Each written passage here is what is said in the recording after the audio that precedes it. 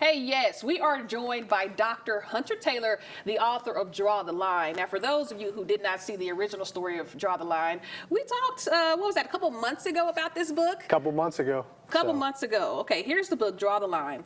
A season deep in the heart of East Texas about Jeff Traylor and the Gilmer Buckeyes. The main point of the story is the 2014 season, but then we go into the origins of the Gilmer Buckeyes. So talk to me about how this book came about.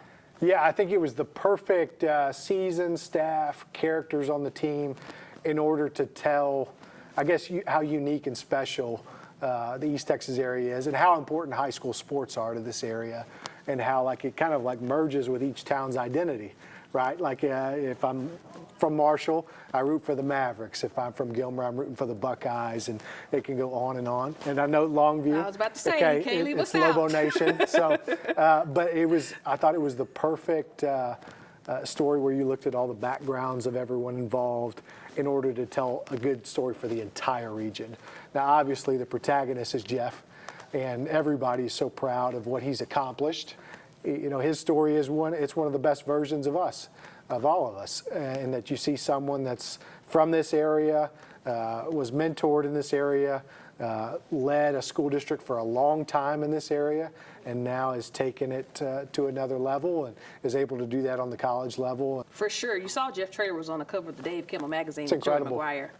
Absolutely. I mean, when we look at the season, right here is a picture of the game known as one of the greatest games in all of high school football. Talk about this game, Gladewater versus Gilmer. Yeah. In 2014 in Lobo Stadium, you had two rivals ended up meeting deep into the playoffs, and probably the winner is what would eventually be the state champion. And it just so happened that it was Gilmer versus Gladewater, and then you had, a couple of really name-worthy star players on each team. You had Dalen Mack at Gladewater, and people forget how important he was in that recruiting cycle for the state. And then on the flip side, Gilmer had Chris Boyd and Blake Lynch and all of these different, it was the perfect setting.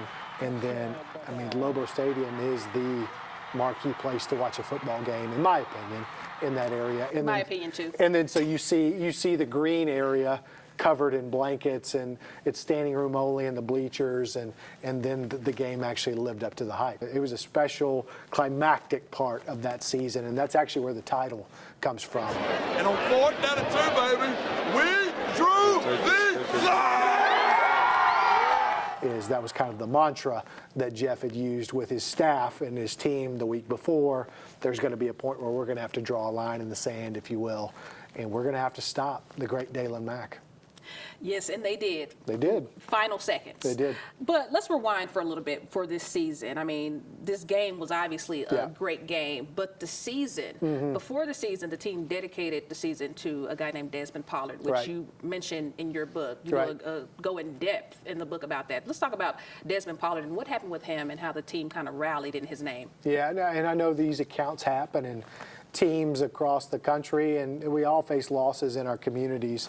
I loved how a community, a team, a staff, teammates honored someone and honored a family, and they really, I guess, used it as a motivation tool that, hey, we want to, honor a teammate by having a season that we'll never forget. And ultimately, it went incredibly well. But I love how people spoke about him. I love the character of McLean Carter. Of him as the quarterback and how much that relationship meant to him when he first moved to Gilmer. And then, the way in which he honored a teammate. And it's a beautiful story. It's a beautiful moment where you see what teams and sports can do in regards to grief, or just like in regards to celebration. And I loved how they speak about how their coaches were very empathetic with them. The story, it's giving Friday Night Lights, totally. But Beast Texas version, obviously. Absolutely. But where can we find this book? When can we get it? Yeah, so on June 28th, it officially releases. And so obviously your online ways of doing that, whether that's Amazon, all that kind of stuff. But it'll be in stores, Target, Barnes & Noble. We're going to try and get it in a lot of the local bookstores in towns that people love to go shop and read in.